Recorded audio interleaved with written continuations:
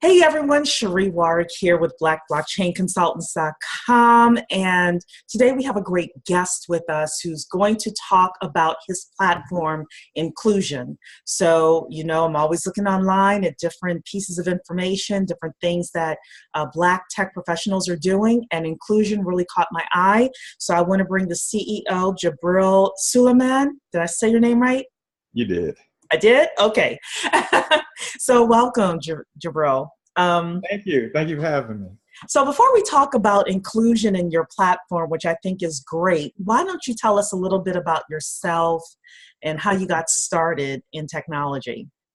Oh, wow. Well, I've been an entrepreneur for 17 years. So since 2001, I was, I guess a couple of years earlier than that, I was fresh in college. And I ended up in the cell phone business. Literally bought my first phone. I was working at a call center, and a buddy of mine that sat next to me, his dad had a phone business and they were going out of business. And he said, well, I'll sell you a few of my phones. I took those phones and got them activated. And that just opened my world to the whole cell phone business. I've always been technically savvy. I used to tear apart our computers. I used to tear apart my toys and so forth. But I ended up meeting a guy at the flea market that actually got phone parts out of the dumpsters at the Singular and Alltel stores. I bought those phone parts, rebuilt the phones, and started selling them at the flea market. I'm sorry, but I have to not look at myself, look down here. Okay, oh, that's fine. But yeah, that actually working at the flea market turned into a store, turned into more stores.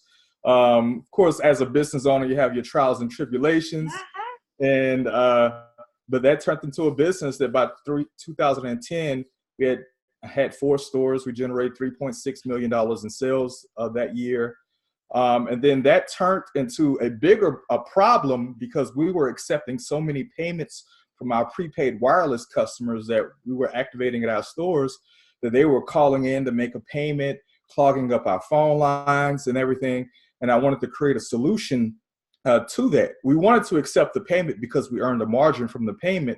And we wanted to do it in an automated way. And I was like, heck, if you could call T-Mobile or Sprint and dial 611 and reach an automated system, why can't I have an automated system that's linked to my store? So that turned into my first tech company, PayCell Systems. Then we changed it to PayCell, and made the Inc. 5000 list in 2016 based on the 3-year growth from 2012 to 2015, which was 700% growth. And by 2015, we had $9.8 million in sales. So this is in wireless airtime and so forth. So the margin wasn't large, but we were able to gross $1 million in top line revenue, and then after paying expenses and stuff. Sometimes it's very low margin. I get it completely. Yeah. So, well, first of all, congratulations on being on the Inc. 5000. That is a huge accomplishment. Thank you. I was part of an incubator program, and they encouraged me to apply, and I'm like, I'm not going to make this. And I said, if I do, it's going to be in the 4,000s, and it was actually in the 400s. So it's good for you. Yeah, that's phenomenal. And one of the things that I like that you said is you kind of started off small. You started off with just the cell phone parts at a flea market. And I think sometimes we have such big visions, and I'm guilty of this as well. You have such big visions, and then you kind of got to scale it back and say, okay, but how can I get started today with a little bit that I have, and then kind of grow from there? Yeah, I just wanted to be independent. Like, I worked at that call center, and I was like, shoot, I was making like $150 a week at that call center, right? And I'm like, shoot, I could go out here and sell phone accessories and stuff, and I was making like $500 in a weekend, right? So the obvious thing was to dedicate full time to that. And ended up, one of the pieces of advice that I give to anyone who's going into business, have some type of practical knowledge of what you're going into. don't start a restaurant if you've never managed a restaurant before. I mean, just don't do it. I mean, Yeah. but so I had the opportunity to, for 6 months, a guy found me at the flea market. He said he needed a manager. Well, he had a pawn shop. It was half pawn shop, half cell phone store. So he had a lady there that was the manager, but she didn't know anything about phones. So he made me co-manager. And so, I learned the pawn industry a little bit, but then I learned how to run a cell phone business. Mm-hmm. Right. And so 6 months later, I launched my own store. I opened my own store. It was no bigger than most people's living rooms, right? It was 300 square feet, but it was enough for me to get started and still have a presence at the flea market. And I mean, and just it worked my way up from there, built a client base, and just continued and eventually opened my first store. Cool. Largest store, I guess. Yeah. Oh, yeah. The other thing that you said, and this has happened to me too, is the times that I've had the most growth was when I took a job that was a little bit out of my reach from what I'm used to, a little bit out of your comfort zone. So yeah. And then you start to learn all sorts of new skills because of that. Yeah, if you work those skills, if you learn those skills in some structured way, then go out and apply them, definitely. Yeah. And that's the recipe for success. Absolutely. Absolutely. So then you mentioned PaySell until 2016. What happened in 2016 to now, and how did you get started with inclusion? Well, and I look back over my career as an entrepreneur, and, I have business cycles. I remember one of the things, ironically, as we had a large growth spurt in our wireless stores, and that was our biggest year. But the tail end of the year, the tail end actually turned into just a horrible story, because we had big competitors like Walmart coming out with prepaid wireless. They were coming out with track phone and straight talk, and it was affecting our sales. And actually, the business started really suffering when I was going into and starting my tech company. Mm-hmm. And then towards the tail end of running my tech company, there were some changes where there was some consolidation in the industry. Track phone, once again, came and bought up a lot of the smaller prepaid companies we were accepting payments for, and dropped those margins down to a very small amount. So, we took that platform, a pain point that we experienced in our wireless store, turned it into a technology, and actually started reselling that technology to other wireless stores so that they can utilize it. But we were actually making a payment on a lot of that, all of that margin. And but because of that margin change, we really couldn't operate anymore. So I ended up selling the IP of the company to another guy that was in the industry. And, I had enough money and payments stretched out where I knew that it was going to last me for a couple of years. But did I want to do that in Pensacola, Florida? And, and I decided, as a family, my wife and I and my son and my daughter, and we were like, hey, we got to get out of here. I'm not going to be able to replicate these events again. And if I do, it's going to take another 5 years, and I don't want to take another 5 years to actually get back to that level that I was at before, right? So we moved to Atlanta, and and pressed the reset button. Great. So then how did you get started with inclusion? And tell everyone what inclusion is. Yeah, so inclusion is a marketplace for hiring Black, Latinx, and women business experts and technology experts. You can refer to them as freelancers. That's the terminology that we don't necessarily use on the site, because a business expert or a technology expert could be a person that's working a 9-to-5. But they have free time, the free capacity to work on a side project and earn money from that. It could be an entrepreneur that does it full time. That works different short-term jobs or short-term projects to earn money. Okay. It could be a college student as well.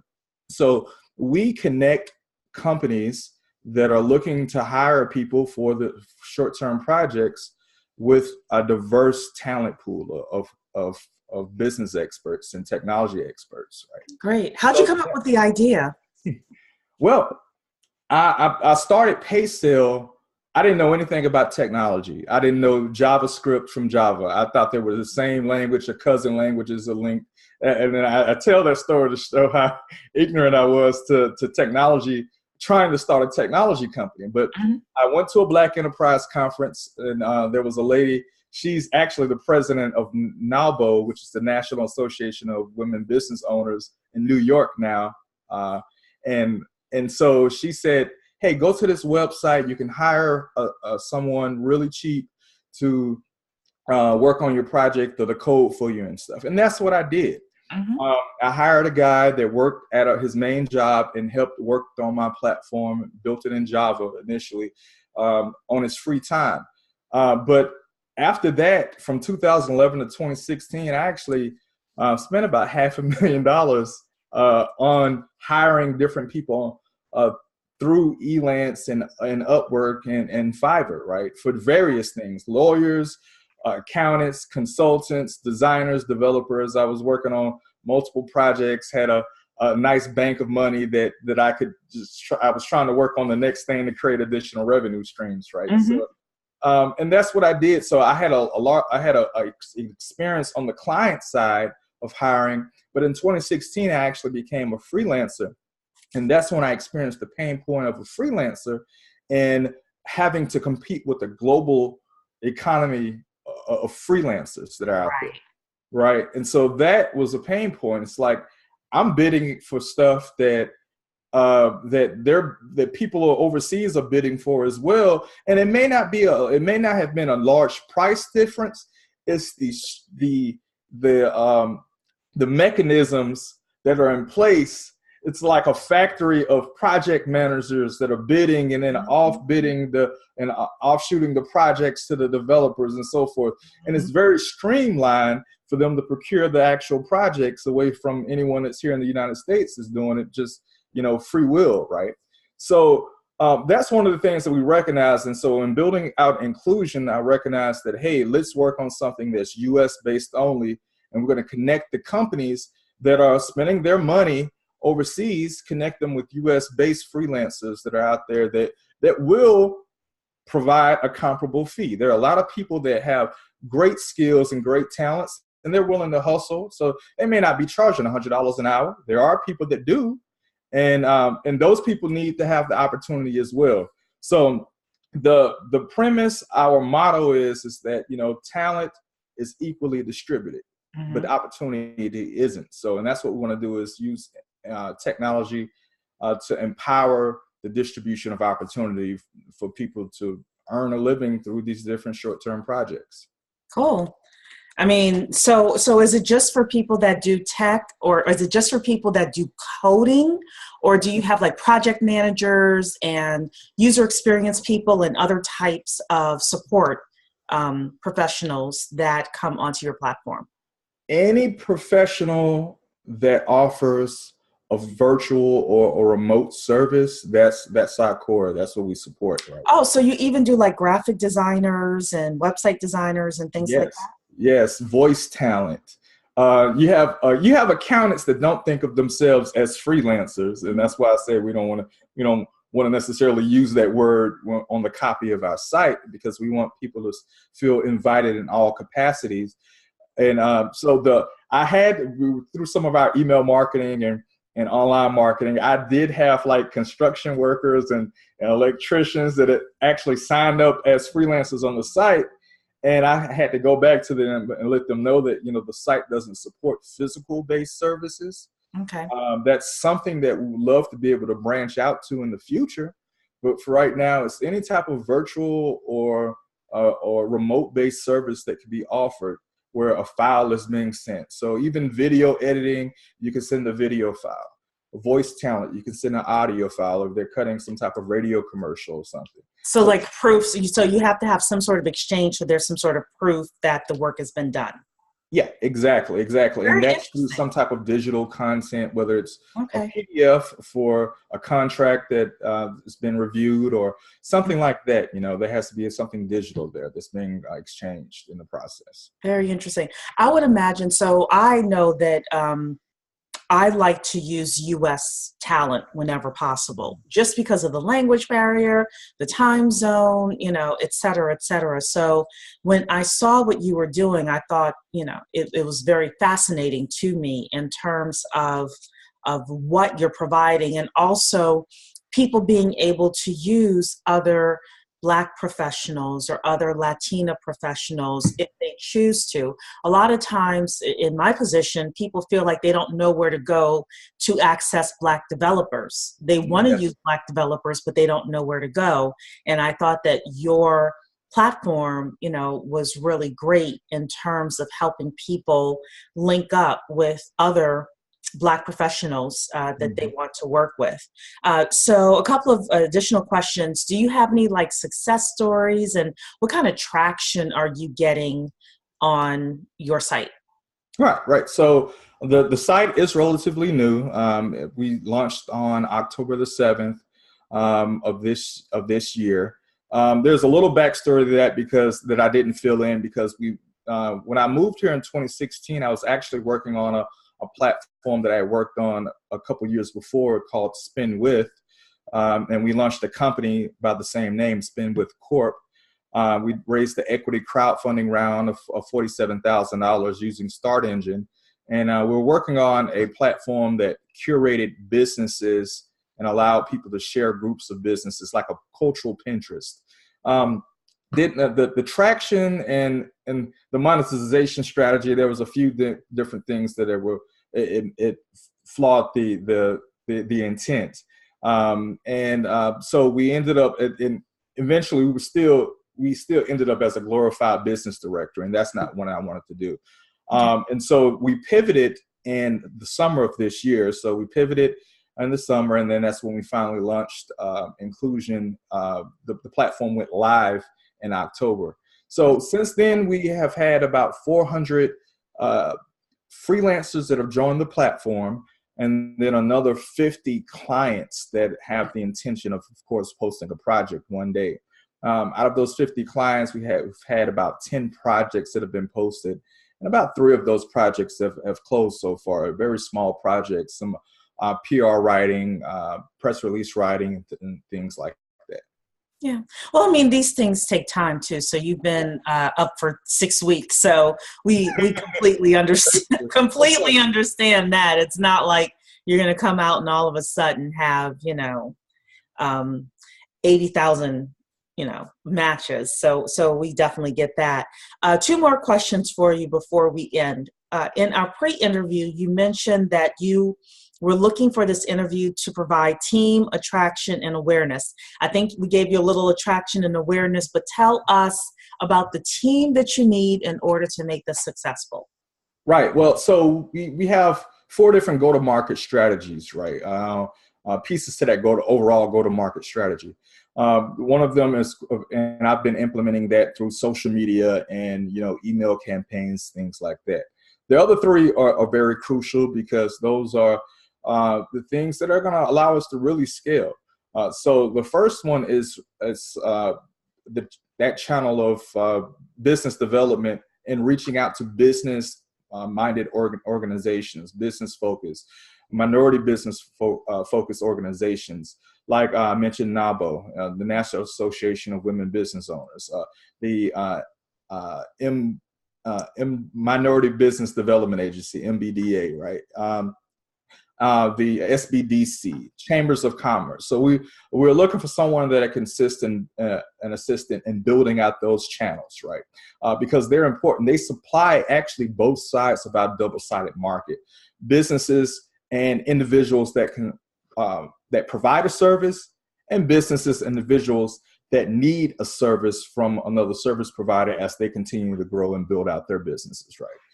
But the second is the college channel, reaching out to HBCUs, reaching out to other organizations at college campuses, and bringing awareness and letting those college students know that, hey, as you go through your college life and even after, you can leverage your skills, your skill set towards making money through side projects and working on these short-term projects. So we want college students to join, right? Specifically MBA students, we're looking forward to having join. Also, the third or the fourth and final would be procurement of projects from Fortune 1000 companies.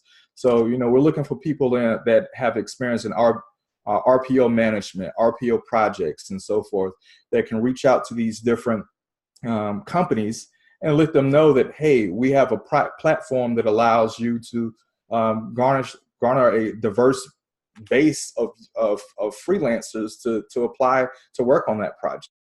So those are the channels that we're looking for individuals that have specialties and business development specialties in those, especially those three channels. Yeah, I did a business plan. So my main business is writing business plans. And I did a business plan years ago for a gentleman that marketed to the Fortune 500. And he explained to me that with them, sometimes it's best to go through the local channels and get in through, a guy in Texas or Houston that needs, a quick $600 thing done. And then that forces them on the purchase list, the vendor approval list the other way, because you're starting off local. So I do know that sometimes you start off local and go up, and then sometimes you go national and, go down. A lot of these companies, they use different outsourced staffing agencies and all to fill their hiring needs. So it meant a lot of our strategy is not necessarily even reaching out directly to the companies, but where are those projects being sourced out to, or who controls that particular pipeline? Right. And we've identified some here locally in Atlanta for some very large companies, and so we're actively reaching out to them now and letting them know about what we offer. Right. So 2019 is coming up in 3 weeks. What plan? I'm sorry? Resolution time. Yeah. I resolved to make no resolutions. So for 2019, though, what kind of plans do you have for inclusion? 2019. So we are looking to, of course, to continue those three items, which is awareness, building traction, and building a team. Those are the three components that I've identified, through my entrepreneurial life that you really need to have for any company to be successful. That's going to allow us, those three components are going to allow us to leverage an investment capital. So we're looking to raise funds to continue with the startup, to continue building out those channels, of course. So that's a $300,000 seed round that we're looking to raise. And so that's going to be the main thing right now, is just continually growing the organization, the awareness, and the traction over 2019. Perfect. Any final words before we let you go? Well, everyone, if you're watching this video, definitely go to inclusion.co. That's the inclusion spelled with a Z. Inclusion.co. Definitely sign up as a client, or sign up as a business or technology expert, and be ready to either place some projects. Definitely just share it with everyone. That's what we're looking for, is that referral network, that word of mouth, that passion that's behind diverse human capital, and supporting diverse businesses and individuals that are out there that are providing services. So no matter who you are, if you're black, white, red, green, yellow, whoever, that shouldn't stop you from supporting minority businesses, right? And so that's what we want to be able to focus on. So, anyone can join the platform. So that's one thing that people have asked. Well, I can't join. Well, think of us as a HBCU, right? So the fact of the matter is, the marketing is geared towards minority individuals, Black college students, but you see there's that white, that Asian, that you see that person sticking out that's in the crowd that enrolled. So, Yeah. you know, we don't bar anyone from enrolling, I mean, from joining the site at all. But you know, our marketing is geared towards highlighting, you know, this diverse freelancer-based, business expert, technology base that we have. Fantastic. So anyone can join if you want to do business with these diverse freelancers. Great. Well, I will say something. If you is watching this, the next time you go to Fiverr or Upwork and think, I got to get a freelancer, go to inclusion. You know, just stop yourself as you're about to press the URL on the keyboard and think, you know what, let me go over here first and just see what I can get in terms of personnel and pricing. We definitely want to support Jibril. In fact, I do something on Fiverr every week, and I'm going to check it out, Inclusion, and see if maybe there's somebody at Inclusion that can assist me with my weekly projects. So thank you so much for being here. Best wishes. Please come back. Maybe we'll have you back on in the next 6 to 9 months, and that would talk about what's happening, and as you're growing and expanding, we'll try to send more traffic your way. Sounds good. Okay, perfect. All right. I hope you have a good evening, and I want to say good night to everybody. If you want to be a part of Black Blockchain Consultants in our inner circle, we welcome you. Come to blackblockchainconsultants.com, or you can email me info@blackblockchainconsultants. Night, everybody.